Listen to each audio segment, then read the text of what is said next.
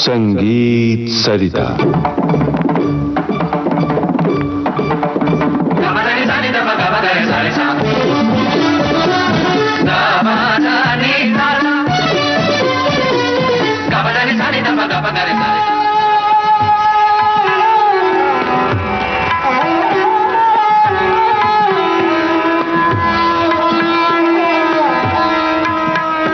श्रोताओं नमस्कार।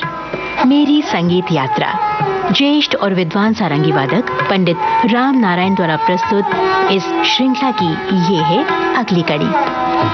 संगीत सरिता के मित्रों, एक दफा फिर मैं आपको कुछ बातें बताना चाहूँगा। हम जिक्र कर रहे थे यूरोप में सारंगी को किस तरह से सुना और मुझे उनसे क्या मिला। तो मैं यहाँ कहना चाहूँगा, शास्त्रीय संगीत चाहे हिंदुस्तानी हो या बाहर का वेस्टर्न म्यूजिक हो, वहाँ के लोगों को इसकी शिक्षा शुरू से ही शुरू हो जाती है।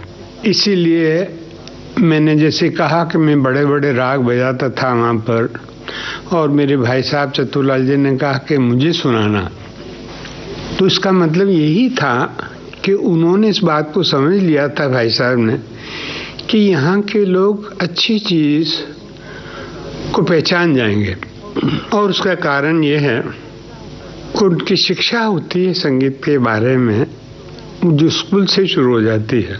तो हम जब थोड़ा सा उनको एक्सप्लेन करके कि ये राग है, इसकी आरोह अवरोह इस तरह से है और इस ताल में निबद्ध है, तो उनको कोई तकलीफ नहीं होती वो समझने में। रही इंटोनेशन की बात, सुर और बेसुर, ये भी उन लोगों को बहुत अच्छी तरह से पता लग गया कि वेस्टर्न स्केल और इंडियन स्केल सारेगामा पाधा निसा की उत्पत्ति कैसे हुई है और वहाँ का दो रे मी फा सोले सी दो कैसे बना। तो ये सारी इन्फॉर्मेशन के साथ उनके कान बड़े ट्रेंड हो गए सुनने के लिए। और यही वजह कि मैंने जब अच्छा बजाना चाहा तो यूरोप चला जाता हूँ, क्योंकि वहाँ पर मुझे इस बात की गारंटी होती है कि टेक्निकली, टोनल क्वालिटी वाइज, ताल के विषय में और क्लियर टोन और बोइंग टेक्निक, ये सारी चीज़ें हैं वो लोग मिस नहीं करते। हर एक पॉइंट में वो समझते हैं और वो एप्रिशिएट करते हैं। ये है यूरोप की ख़ास बात, क्योंकि उनकी ट्रेनिंग होती है। यहाँ हमारे यहाँ पर म्यूज़िक को खाली सुना जाता है और समझने की कोशिश नहीं होती। और जैसे मैंने पहले कहा कि एक परंपरा ये रही है कि किसी चीज़ को डीपली सोचने की या एक्सेप्ट करने की पावर हमारे में नहीं है। सारंगी तो एक कॉम्प्लीमेंट इंस्ट्रूमेंट है, इसको सोलो क्यों बजाया जा रहा है। कुछ लोगों ने इस बात को लेके भी मुझसे कुछ बातचीत उनकी होगी। तो दो ही चीज़ें होती, या तो मैं गुस्से में आके बजाना बंद कर दूं, या वो गुस्से में आके मुझे सुनना बंद कर दे। तो ये मेरे साथ इसलिए नहीं हुआ कि मैं करेक्ट जगह पहुंच गया था। और मैं ये चाहूँगा कि यहाँ पर जहाँ हम लोग काफ़ी क्षेत्रों में तरक्की कर रहे हैं, संगीत के क्षेत्र में भी कोई ऐसी बात होनी चाहिए जिसकी वजह से हम ये कह सकें कि भारतीय शास्त्रीय संगीत है, ये उपशास्त्रीय संगीत है। संगीत की वेरिएशन तो हजारों है ना। हर एक क्षेत्र में संगीत को अपनी अपनी जगह रख के समझ के उसका आनंद लेना, यही समझदारी की बात है। हमारे यहाँ एजुकेशन नहीं होने की वजह से 95% लोग इंडियन म्यूज़िक मतलब क्या, फिल्म म्यूज़िक। तो इसलिए मेरी तो ये कोशिश रहेगी कि ज़्यादा से ज़्यादा लोगों को अवेयरनेस आए संगीत के बारे में, ताकि वो उसका असली आनंद ले सकें। जिन ऋषि मुनियों ने इस क्षेत्र में इतना काम किया है, उनको प्रणाम करके स्वीकार करना चाहिए कि आपने हमें जो भी कुछ दिया वो बहुत वैल्यूबल है और हम इसकी सेवा करते रहेंगे। तो ये सबसे उत्तम बात है। अब मैं आपको आज फिर एक सुबह का राग है कोमल ऋषभ आसावरी, वो सुनाऊंगा।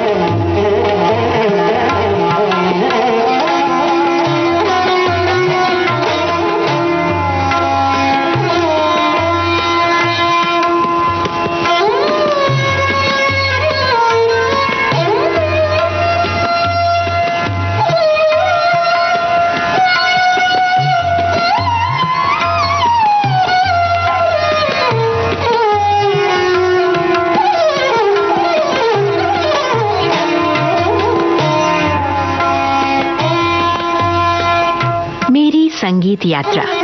पद्म विभूषण पंडित राम नारायण द्वारा प्रस्तुत श्रृंखला की ये थी 7वीं कड़ी। विविध भारती के संग्रहालय से प्राप्त इस कार्यक्रम की प्रस्तुतकर्ता कांचन प्रकाश संगीत।